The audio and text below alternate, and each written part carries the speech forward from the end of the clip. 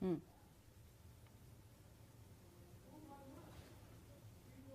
जी बिल्कुल। कहीं ना कहीं नेटवर्क इशू होने की वजह से हम ठीक तरीके से सुन नहीं पा रहे हैं। हम दोबारा आपका रुख करेंगे। इस बीच डॉक्टर पीयूष रंजन का रुख कर लेते हैं। डॉक्टर पीयूष, यहाँ ये समझना बहुत ज़रूरी है कि जब ये चर्चा होती है कि अब लोग बहुत हेल्थ कॉन्शियस हो रहे हैं, लेकिन अगर हेल्थ कॉन्शियस हो रहे हैं तो जिस तरीके की WHO और लैंसेट की रिपोर्ट है वो कुछ और कह रही है कि 4 गुना मोटापा बढ़ना, और भारत में भी आंकड़ा कम नहीं है, बहुत ज़्यादा है। तो आखिर बड़ी वजह क्या है जिसकी वजह से मोटापा जो है वो लगातार बढ़ रहा है और हर वर्ग में बढ़ता हुआ दिखाई पड़ रहा है?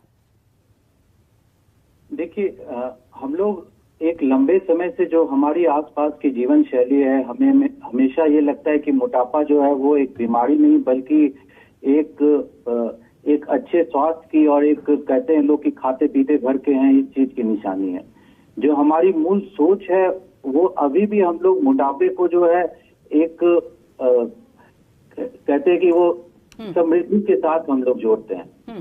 तो यह जबकि यह विचारधारा जब यह सोच हमारे अपने मन में जब भी बदलेगा तभी हम लोग इसकी ओर सोचना शुरू करेंगे। जैसा आपने बिल्कुल सही कहा कि विश्व में जितनी भी बड़ी जो स्वास्थ्य संगठन है सभी इसके तरफ इस महामारी की तरफ हमारा ध्यान आकर्षित करने के लिए कोशिश कर रही हैं, लेकिन आम आदमी को यह समझना होगा कि यह एक बीमारी है, तभी फिर हम लोग इससे निजात पा पाएंगे। जी, तो ऐसे में जो बीमारियां इससे होती हैं वो कौन कौन सी बीमारियां हैं जिससे कि आदमी को सचेत और सजग रहने की जरूरत है? और एक महत्वपूर्ण प्रश्न ये भी है कि हर वर्ग में अलग अलग तरीके की ओबेसिटी है, क्योंकि 4 मार्च को ओबेसिटी डे भी है। तो ऐसे में लोगों को ये समझाइए कि अगर आप पतले दुबले भी दिखते हैं लेकिन उसमें ओबेसिटी का खतरा कितना रहता है, किस आयु वर्ग में रहता है और किस तरीके का रहता है? देखिए, आपने बिल्कुल सही कहा कि जो अलग अलग आयु एज ग्रुप के जो लोग होते हैं, जैसे बच्चों में जो ओबेसिटी के अलग चैलेंज होते हैं, उनके रिस्क फैक्टर्स अलग होते हैं।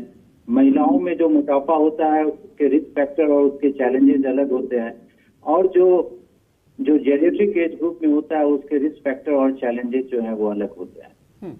जैसे छोटे बच्चों में जो एडोलेसेंट वाला एज ग्रुप होता है तो उसमें शरीर बहुत तेजी से बढ़ता है और उसमें जो जरूरी माइक्रो और मैक्रो न्यूट्रिएंट्स होते हैं उसमें किसी तरह की कमी नहीं करनी चाहिए, नहीं तो ग्रोथ और बहुत सारी डिफिशियंसी डिजीजेस हो जाते हैं। एक टाइम के बाद जबकि जिन बच्चों में जैसे स्पेशली जो रिप्रोडक्टिव एज ग्रुप की महिलाएं होती हैं, तो ज्यादातर एक बच्चे के होने के बाद जो हमारे जो घर की बड़ी महिलाएं होती हैं, बड़े बुजुर्ग होते हैं, वो ज्यादा भोजन कराने में और ताकि महिलाओं का दूध ज्यादा बेहतर हो इसके लिए बहुत सारे गैलेक्टिव फ्रूट्स खिलाती हैं।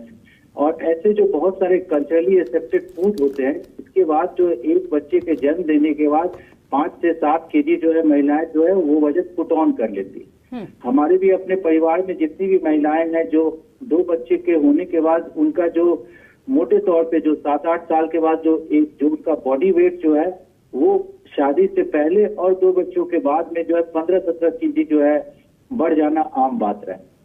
तो इन सभी बातों को समझने के लिए जो चैलेंजेस ये रहता है कि उस समय वो अपने आप को बच्चों के केयर में ज्यादा डालती हैं और किसी भी तरह से वो कम भोजन करना जो है वो नहीं चाहती, कम या अप्रोप्रिएट भोजन नहीं करना चाहती हैं। तो इस समय के लिए ये जरूरी है कि वो स्तनपान जो है ये अपने बच्चे को रेगुलरली कराए और ये समझे कि सिर्फ एडिक्वेट अमाउंट ऑफ फूड की जरूरत है।